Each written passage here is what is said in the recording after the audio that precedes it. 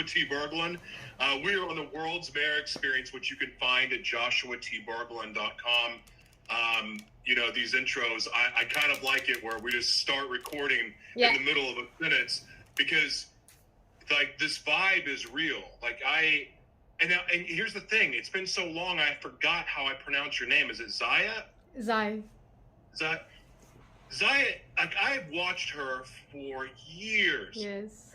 Inspire people, tell these amazing stories, and just exude love for all people, not discriminating against anyone, just love. And we have, our belief systems are a little bit different, but it's always been this amazing mutual respect and love. And to be able to have this conversation with you after so many years, we tried, I think 4 or 5 years ago, and then I got kicked off Facebook, and I lost contact with you. Yeah. And then you reconnect on LinkedIn. Yeah. And I'm like, you look just like my friend I have not seen in years. Yeah. And here you are. I am so blessed to have you here. Thank you so much. I am very honored to meet you again, especially in these trying times for the world. And it's really the time to re-establish the kingdom of God and talk about peace and talk about love and talk about everything we've spoken before. It's nothing new, just that I think we grow and evolve a lot. I believe as a human, we heal, we learn, we grow. I lost my mom 4 years ago. I think that in itself taught me a lot about life. And thank you for having me on your show.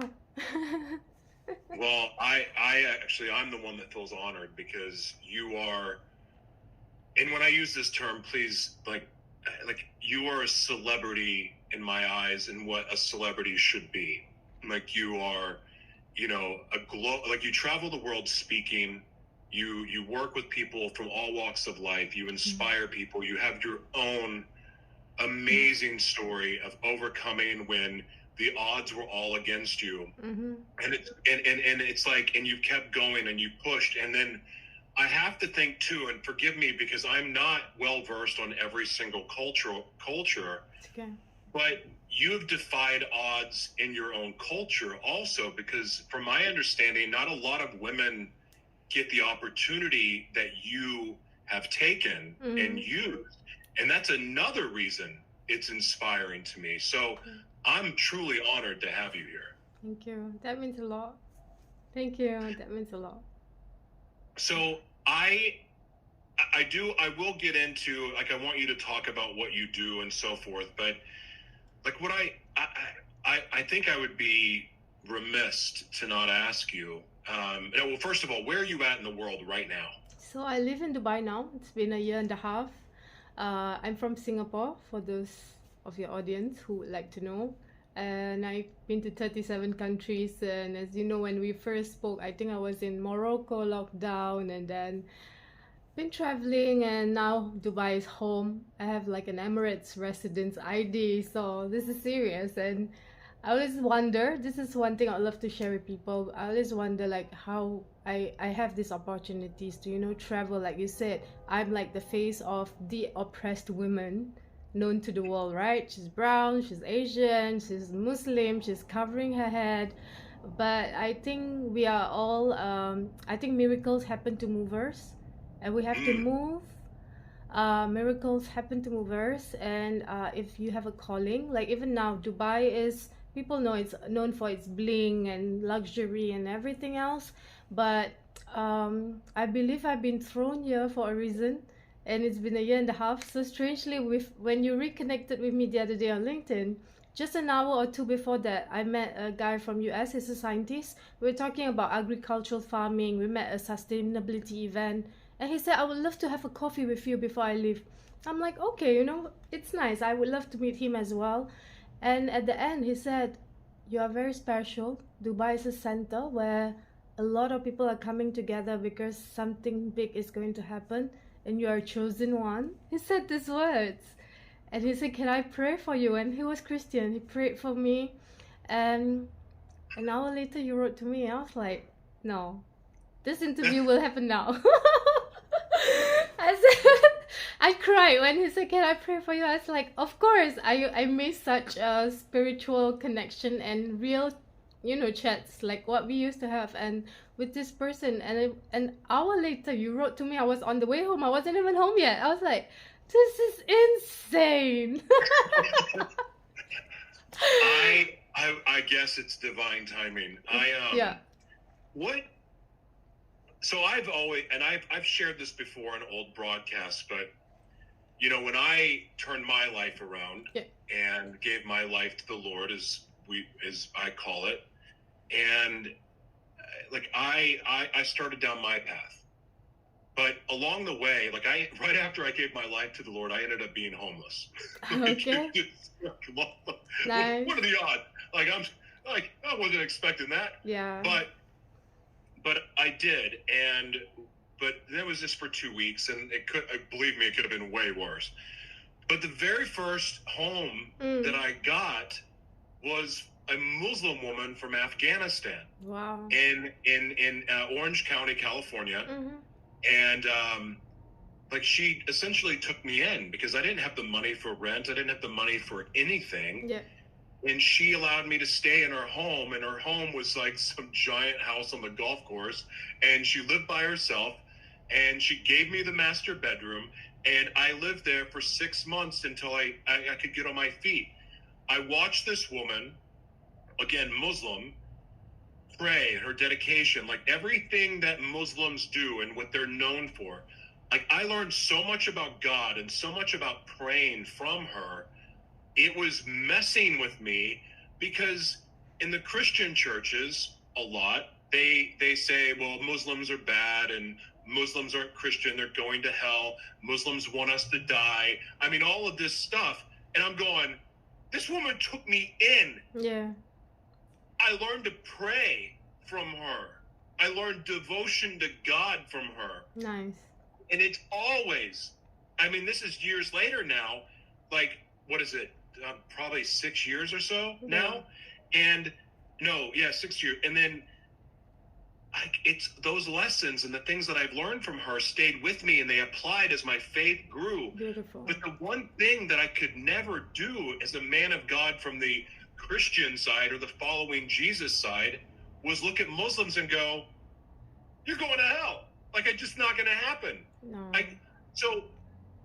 But our religions are at odds, and I don't subscribe to a religion at all now. My faith has changed dramatically, and I'm not going to go into it. Nice. But that said, these two religions are at odds about a very, very specific thing. How in the world, from your perspective, can Christians and Muslims find common ground to work together for good? Wow. Love that question. Heavy question, but I love that question. Thank you. So, well, I'm born and raised a Muslim in a Muslim family. I went to a Methodist school for 5 years. So that's right, I forgot. Yeah, so I know, like, I read the Bible, I attend chapel, we praise the Lord, hallelujah. It's nothing, I mean, I love that. I grew up loving Jesus. I adore Mother Mary for the strength that she had to carry, for all the criticism and all the mean things people had to judge her for. I think these are things that I hold on to until now. When people want to judge me or say, oh, how can a woman like you travel and blah blah blah, I'm like, I know what I stand for. I know my inner self. So so that in itself, I love what you said about how can Muslims and Christians come together. I think it's not about coming together, it's about understanding we are all one soul made by one hand. That is good. It's what facts. A beautiful. It's facts. I mean, like, today we speak about diversity, inclusion, equality, gender equality, and all that. I mean, it's not crap, it's important. But until we don't understand we are all one soul made by one hand, it solves a lot of root cause of the problem. We understand the root cause of the problem, the solution, I mean, the root cause of the solution. That is one thing. Also, Muslims and Christians, if we go back into the books and we read, I'm not very knowledgeable, I'm not like an ustazah, Islamic scholar, but me too, like I I used not to practice, then I went to practice. So I learned everything that I could to embrace a belief, to practice a devotion, right? To have a sense of identity. But at the end of the day, I learned this one quote when I was passing by a church. Dear, oh Lord, melt me, mold me, fill me, and use me. And ever since I read that quote, I have been on this journey. I mean, today I'm a global speaker, I'm a motivational trainer, corporate trainer. I've written books, I do all these corporate works, family development works and all. But since the day I read that outside the church, I was walking and I'm like, oh, I like this. Oh Lord, melt me, mold me, fill me, and use me. That worked. And to me, that is so powerful. That is the reason why I do what I do today. So for people to fight about different beliefs, I mean, internally, I think it's a cultural disorder. What is the problem? We have been programmed by our parents, by our great-great-grandparents that, we have to be a certain way, then you are a believer or a practicing, whatever, Muslim, Christian, whatever. So that cultural disorder, which I've recently coined the term, is a cultural disorder that and then I met this guy, right, the one who I connected with, Dr. Wing, before I spoke to you, before you connected with me. He said, so you're saying cultural disorder? And he said, the opposite of disorder is peace. I'm like, I didn't realize that, but yeah, you are right. You are so right. And the word Muslim is people of peace. In religion, I mean in Christianity, we talk about love, joy, and peace. And we are talking about the inner peace that is contained within us, the peace of God, the love of God, the strength of God, the knowledge of God. I mean, if we all understand this, why are we fighting? It's like Russian, Ukraine, Indian, Pakistan, today Gaza, Palestine. It's all the ego jacket. It has nothing to do with religion. It has nothing to even do with culture, because cultural is rich. It's full of, its heritage, it's ancestral, but it's total BS. Absolutely. Yeah. So I want to ask you, because I'm going to ask questions that are kind of from a perspective of ask me anything. Yeah. Okay. So, and this is not for me, because I tend to not try to tell people how they should believe and what they should think, but from, like, I've seen some people when they look at Muslim women and they see your what is hijab, the hijab. Hijab, yes, yeah. Thank you. And they see that and they say that you are suppressed. You are a suppressed species, and you are abused in your culture. You are abused in your religion. Can you speak to that please? I can. I mean, a lot of people still ask me, like in Dubai, it's multicultural hub. We've got 220 over nationalities. So recently I met a Mexican American guy, an Italian. They're asking like, oh, why do you wear this, the hijab? Like, what, is it like a family thing? I said, no, I learned that I didn't choose the hijab chose me.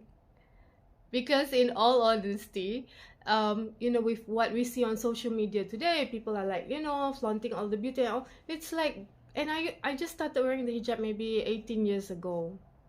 Not too long ago, but yeah, it doesn't feel that long ago. But it was not something from birth, right? Because I'm 42 now. And so that transition, I mean, I used to be a model. I used to wear t-shirt and skirts and blah, blah, blah. But the transition was, this is my identity. And I didn't choose it. The hijab chose me. It's simple. That's why you meet people who they wear the hijab, they are advocates, they are influencers, and then they decide that this is not for them. Trust you me, we didn't choose the hijab chose us. So there could be again a cultural programming where, the family insists that you must. But again, it's a choice. Most of us, I think, it's a liberated choice. It's a choice. You like that word, yeah? Liberated choice. It just came out of my mouth. It In my is. experience with you, you have a lot of those moments where something just comes through you and it's like, wow, that's really profound. It's a liberated choice, really. I've never said that word before, but that's what it is.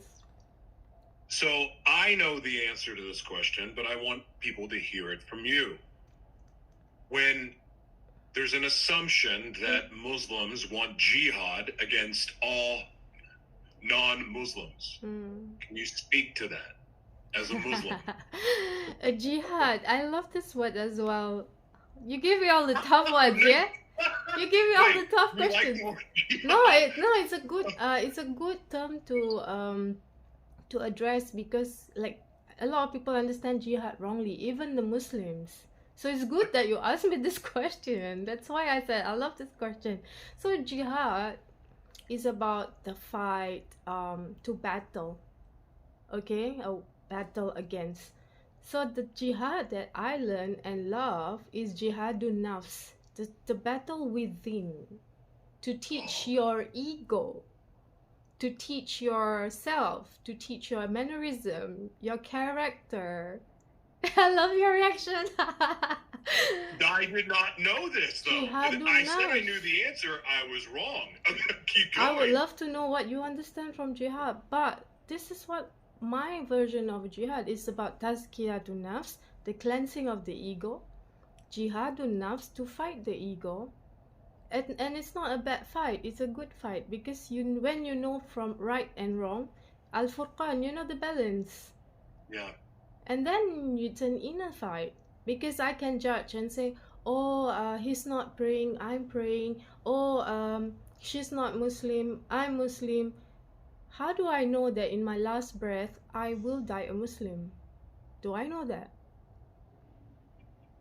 Wow.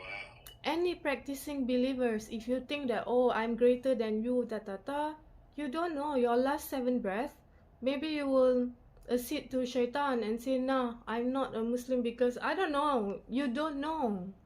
So who am I to judge? Because so the true word of jihad is the inner battle. It's you fighting yourself, because it is a crazy world. Fighting yourself, it's healing from your inner child struggle, from your trauma, from your cultural disorder, and to establish peace within before you talk about anything external. So what? How similar is that to the phrase dying to yourself? Yeah, it's emptying the cup, right? Yeah. Emptying the cup. When you fight yourself, you are emptying your cup. That's another level. First, you need to understand what are you battling with before you can empty anything. Like, I am, in this whole week, I think last 3 days actually, I was reading a book, and it said that a lot of us struggle about being alone and feeling lonely. And you know, you can be in a marriage, but some people feel lonely, or a family, you have hundreds of family members, but you feel lonely. And the book said something so beautiful. Just imagine you have all the people and all the things, and they are walking you to the grave, and then you are buried, right? I don't know, Muslims, you are buried. I think some Christians are buried as well. Mm-hmm. At that time, you will be alone and lonely. So what are you doing here to accompany you in your grave life? It's all these good works that we are doing, the knowledge that we learn and we impart. That loneliness and being alone is what we should truly be bothered about, and start emptying the cup, because our emotions, our thought process, and all this is not serving our hereafter, our grave life. Wow. It's so beautifully said. And when I hear you speak in the way that you do, it all aligns with everything that you would hear or hope to hear from a Christian or a follower of Jesus, or even a believer, Buddhist, yeah, or a Hindu. Exactly. The parallels are so just close that it's like, how you said it. How do we know for sure? How do we know absolutely that what we have been told to believe or taught to believe or led to believe is the absolute truth. And when hearing you speak, it's like, am I really willing to look at someone that believes differently than me and say, you're going to hell? Am I really willing to condemn someone and shame them because they believe differently? Absolutely not. Absolutely not. And that, along with many other things, is what, again, my faith and praying to Yeshua and reading the Bible. I've started to read the Quran a little bit. I read other religious books as well because I like learning the other perspectives. But my core belief system and my core go-to is Yeshua's teachings and and I've been practicing the Stoic lifestyle as well because I'm a high emotion, passionate guy that sometimes that gets me in trouble. And so I've been learning other disciplines to help. Yeah. And here's the other thing too.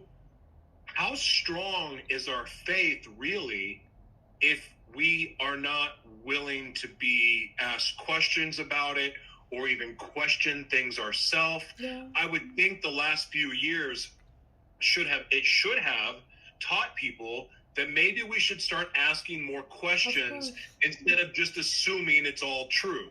100%. And that's not just religion. It's what comes out of your TV, what comes out of a podcast, what comes out of a news article, what you read on the back of a product label. 100%. You should question everything. 100%. 100%. And to keep questioning can also be dangerous because you can keep doubting yourself and being unsure. So I think at the end of the day, we want to protect our sanity. We want to take care of our emotion and our mental health. That is like core. Because as long as lip service, I say I love God, I do this, but inside you have so much of grudge and hey, here you're like so screwed up, and then it's just I love God here. But do you love yourself? Do you care about other people? Not care about what other people say or think. Do you care about other people?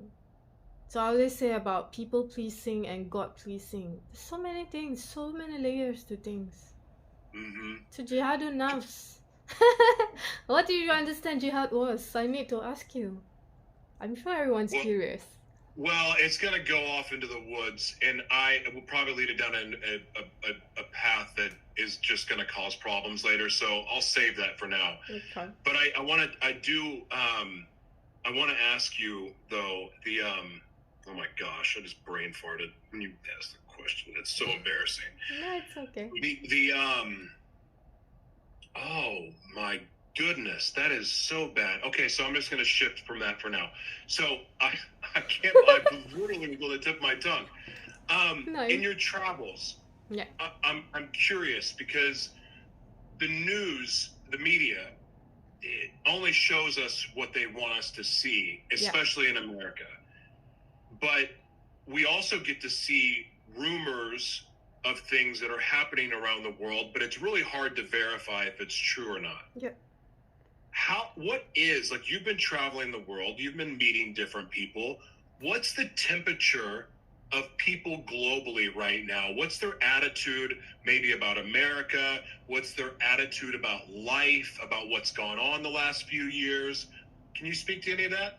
Wow, it's a very big one. Honestly, I think economically, where should I even start? Spiritually? Soulfully? What's the question? Sure. How about the overall well-being of people, like their attitude and that kind of thing? I think since COVID, post-COVID, I think a lot of people are moving into this space of mindfulness.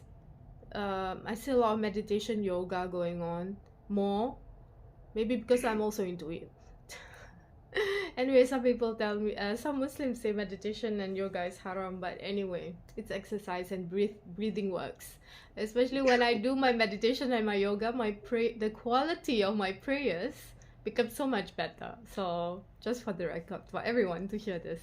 So So then I think post-COVID, a lot of people are more mindful in their practices. I think emotion and mental health is a very big focus right now.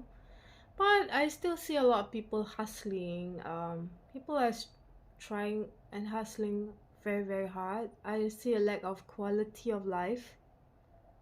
Lack? Lack of Yeah, yeah. quality of life and living, as in, I mean, we have food, water, shelter, and we are still striving to prove some point to our dead ancestors or mother or father or something. And I think I wish and I pray that a lot more people learn to take a little step back. Maybe I'm saying from a space of being privileged, but I'm blessed, alhamdulillah, thanks to God. So take time out to spend time with you, spend time with family, spend time, have quality conversations. So I advocate now a lot for effective communication and collaboration and coaching. So appreciation, respect, and trusting each other, listening empathetically, understanding each other better. So these are things I run now, and I do a lot of corporate trainings as well in this space. Of course, it goes back into a lot of spiritual works, because at the end of the day, when you are being egoistic or defensive and stuff, are you people pleasing or God pleasing? You just need to weigh on that, and then you know, is it your ego jacket, or is that truly you trying to make a point? So It's pretty profound, and some people look to that, you know, with the meditation, mindfulness, and yoga. They say that that's all New Age, Antichrist religion stuff, and I have a hard time with that too, because I'm not. If I do yoga, which is really just stretching, because I'm not good at meditating. I'm learning just to be still, which is a battle in itself. Yeah. But the act of moving my body and breathing strategically, and I would suggest it's breathing strategically because different breath does different things for the body, for the mind, for the spirit. So I have a hard time wrapping my head around how this is evil, but yet it's actually, yeah, it's worshiping and it's unleashing demons, and it's like I get evil. Yeah. I was evil. I was that guy. And so like I find some of these practices that seem very anti-evil, like and that they're called evil, it really screws with me because I don't understand how someone can think that that's evil. Like, it just doesn't. It's cultural disorder again. It's just programming. So you see, when we talk about, now that we're talking about meditation and yoga, another thing that I use my meditation and yoga sessions, where we do a lot of breath works. We talk about breath works, breathing. Each breath, and so there's this thing about giving and receiving. Some people are very poor receivers. Some people are very poor givers. So one of my meditation teachers said this, because I think I used to be a poor receiver, still trying very hard now, you know, because you keep giving and giving out of whatever space. But she said, when you breathe in, you need to breathe out, if not you will die. And I'm like, God, that's so true. So if you keep giving and giving and not receive, you will burn out. That's where we lack sincerity. It becomes conditional. We have expectations. There's no appreciation. So that's about the giving and receiving part. But another thing about breath works would be when we are breathing, Joshua. When you are breathing, breathe in and out now.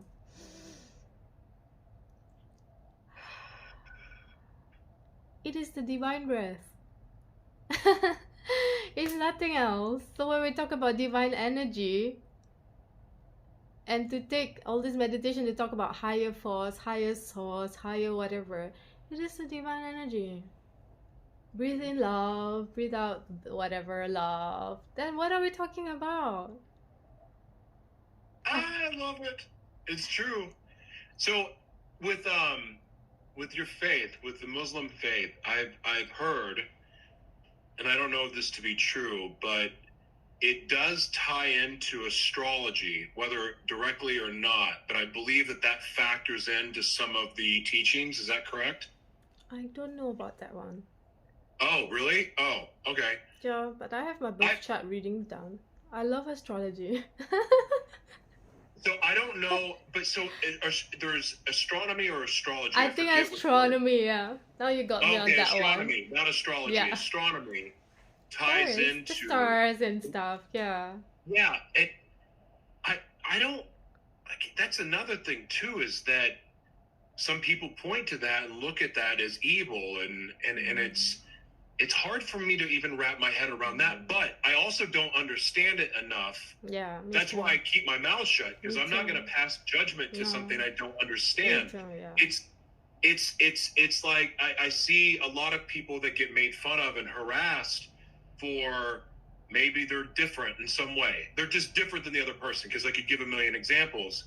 And then, but people, you see them being mocked or made fun of or being judged to hell, and I'm going, Yeah. do you really understand? I mean, aren't we supposed to meet people where they're at and not judge? And because by that judgment, or do you think you're bringing them closer to what is true for you? Exactly. Or you're making them run away. It doesn't make sense. No, that's why there is a saying, right? Hurt people hurt people.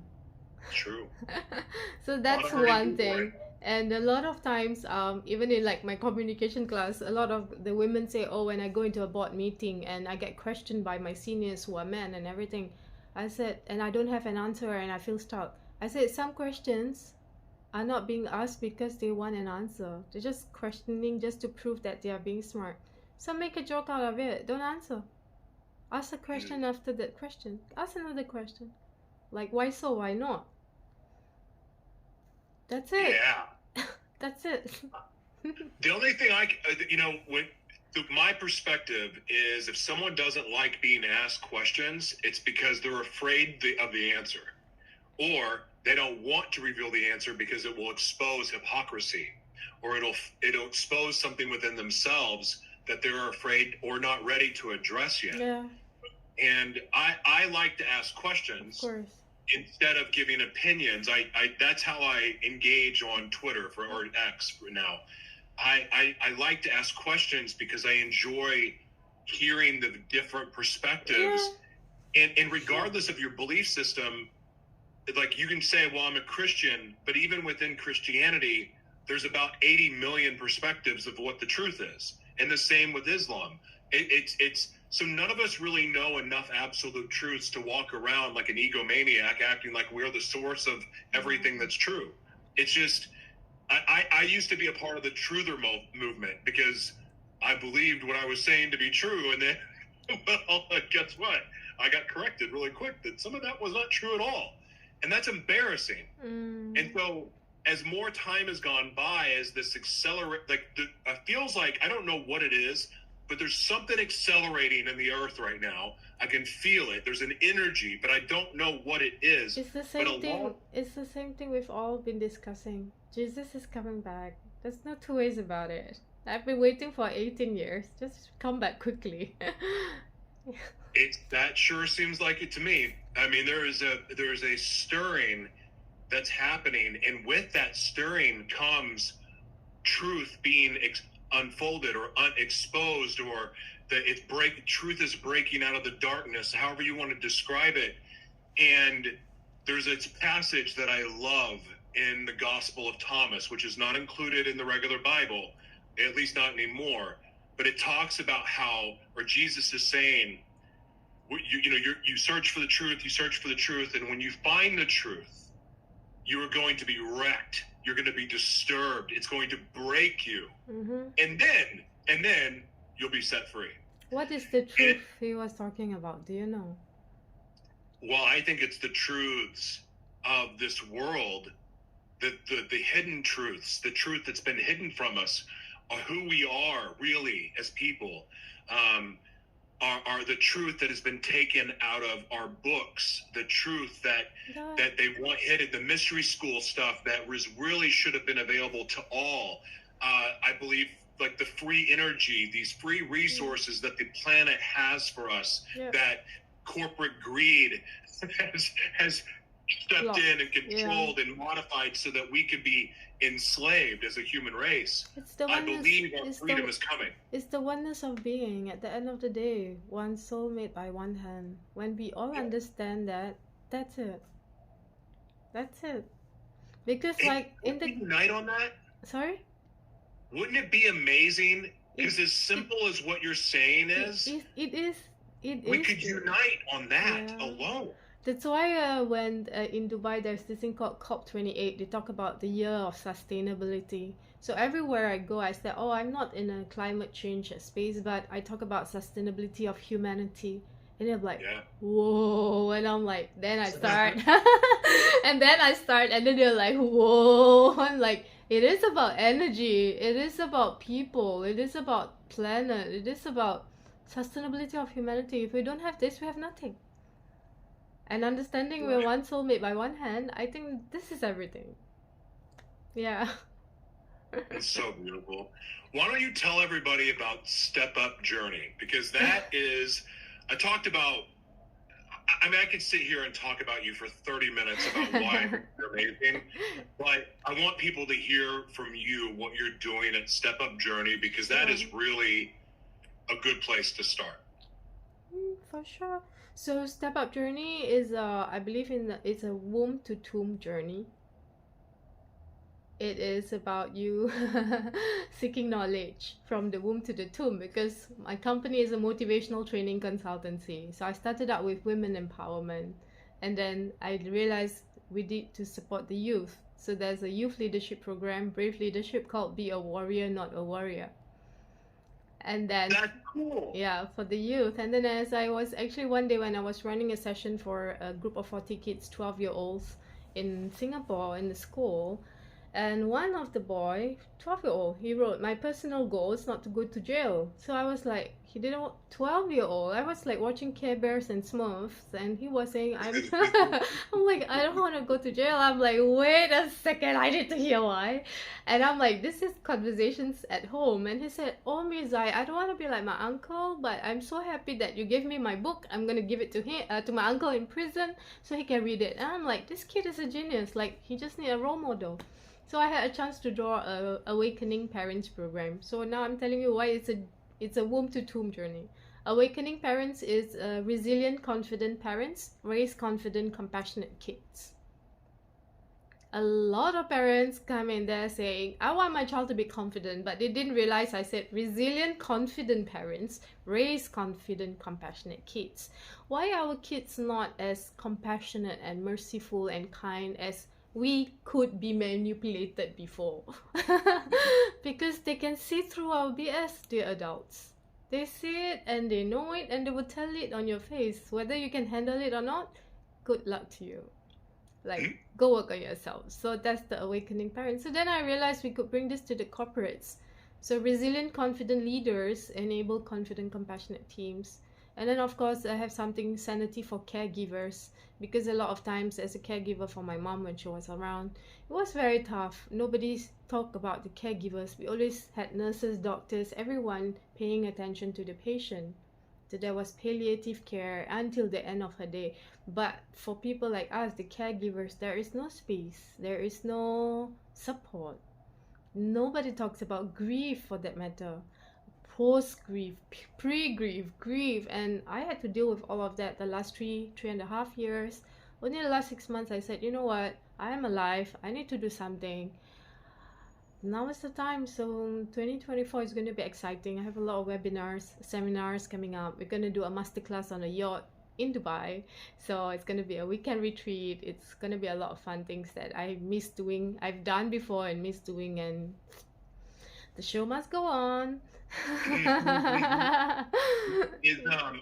What's your feeling about like the metaverse and VR? Are you going to take your work into the new realm, or what do you think about all that? Well, to be honest, I'm very scared of all this. But then again, if that is the space where all of us can get together and go shopping together or have a coffee together, I say why not? But I think that is where the space of oneness of being is, because then that's where the teleport era is going to happen, I think. And the oneness of being, that I think is it. I don't know. We'll know when we get there. Yeah, I had a lot of very just because of my childhood beliefs as far as where I believe we were going with technology at a young age, Yep. and then what I started studying and learning about. I had my own fear about it because I was like, this is a soul trap. Mm. And I was thinking of all the worst case extreme possibilities. Mm. And then I put on a headset. My partner Jessica is, she's creating an educational software for kids with special needs. Nice. And it's amazing. It is so cool to see it. So I got to put on the headset the other day and really spend time there and getting to see what it was all about. Mm-hmm. Yeah, I see the extreme possibilities because frankly, it's a world that, why would you want to leave it? Yeah. It's kind of like, oh, this is nice. Exactly. But there's so many positives. And I was thinking about in that short time, what I was able to learn and what I was able to do, and then thinking of through the lens of kids with learning disabilities, Mm-hmm. and even physical disabilities and mental disabilities, how this can be a benefit. I'm like, this is what's up. Like, this is a good Yeah. thing. Does it require personal responsibility? Absolutely. But you know what? So does using a computer. Exactly. So does using a phone. Social media, yeah, exactly. It's how you use it, for good or for bad. I mean, That's you are in right. US, I'm in Dubai. How did we connect? And here we are again, and sharing some good stuff. Why not? And yeah, and to think without the internet, we would have never, the odds of us ever meeting. And I honestly, one of my favorite people I've ever met. Like, it's not, and that's not possible without technology. So Yeah. like, I'm so blessed. So Zai, I want to give you the opportunity to share any last words that you have. Please plug your books, your websites, like everything that you're up to, how people can support your journey. Yeah. The floor is yours. So right now, I think so basically stepupjourney.com. That's me. You find me on WhatsApp, Instagram, Facebook, everywhere. I think the very important thing right now is I have a very big dream. I want to bring my works to Africa, because I find that as much as the term women empowerment is being termed so wrongly, why are we talking about women empowerment when it's actually women of power? We are amplifying a wrong message, and it's not going anywhere. We speak about women empowerment the last 30 years and nothing's happening, because that's why I'm going to do a masterclass on a yacht called Women of Power Retreat. Not because I'm a feminist, but because that's the truth of what it should be or should have been in the first place.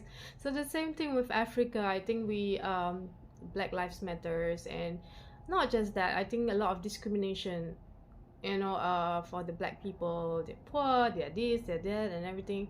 But look at the world today. Europe is almost gone. US have a very interesting branding.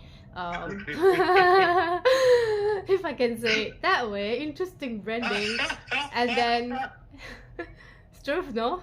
Well, I'm planning to visit the US in July, so I'll see how interesting that branding is, and maybe it's just my own stereotypical whatever belief.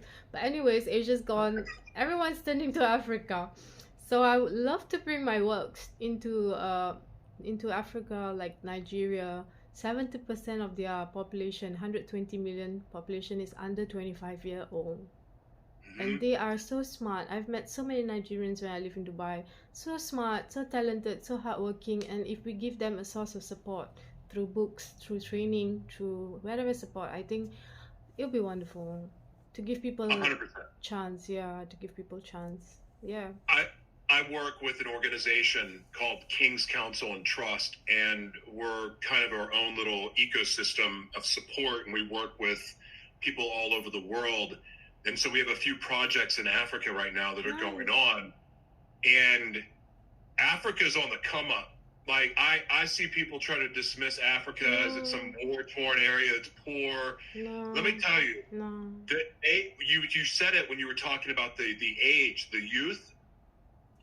Africa's on the come up. They're expecting in the next 10 years, I forgot what the numbers are because it's been a while since I've seen it, but they are investing in entrepreneurs in Africa. Yeah. You're going to see a boom. Like Africa, that some people call it the motherland. Africa is going to be the place to be very soon. Yeah, of course. That's why I think I'm happy to be based in Dubai, because it's so close to Africa. It's perfect. Perfect. I mean, I didn't choose it again.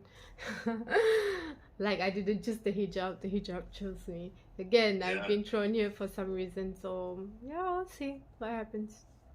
I wish I had my T-shirt on, but I have it's my not prophetic shirt, but it's a kind of a casting a vision shirt for the world's mayor experience and what I'm wanting to do. But Africa has always been like the #1 spot for me, but Dubai is part of that. Yeah. And I mean, in other places around the world, it is core, but Africa is such a special place.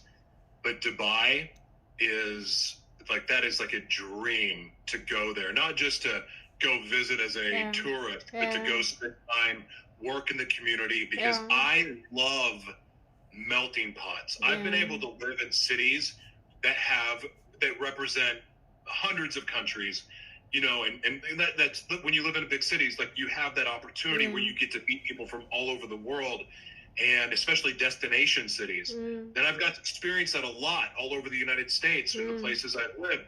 Like, I am hungry to learn about other people and their cultures, and learn how to collaborate in a way that brings good to the world. Like, that is such a deep-seated passion of mine. So talking to you just lights that fuse in me. Come anytime. Dubai is it's nice, especially now. It's very nice weather. Just avoid between April to October. It's just too hot. Summer is hell. Like, how hot does it get, really? I live in Singapore. Singapore is hot, but here it's oven. It's hell. It's like 130? 50, I don't know Fahrenheit, but 50, 60 degrees. Right. Yeah, you can check. 50, 60 degrees. It's crazy. It's not. It feels like 50, 60, but yeah, it's different. But I mean, I live here. It's fine. There's AC. There's aircon. There's everything. It's fine. But winter is calmer. Yeah. Huh? I would need a big swimming pool. Yeah. Anyway. It's still warm. Yeah. Well, we have to do this again. You are a huge blessing. I have so much love for you. Thank you. And it's just so great to finally do this. I know. Thank you so much. This is fantastic. I look forward to watching the session. When are you putting this out? I start working on it today. Perfect. Let's share with me the link, and I'll be very happy to also share it out. Yeah. I appreciate you. Thank All right. you so sending you love, my much. friend. Hang on. Bye. I'm gonna stop this.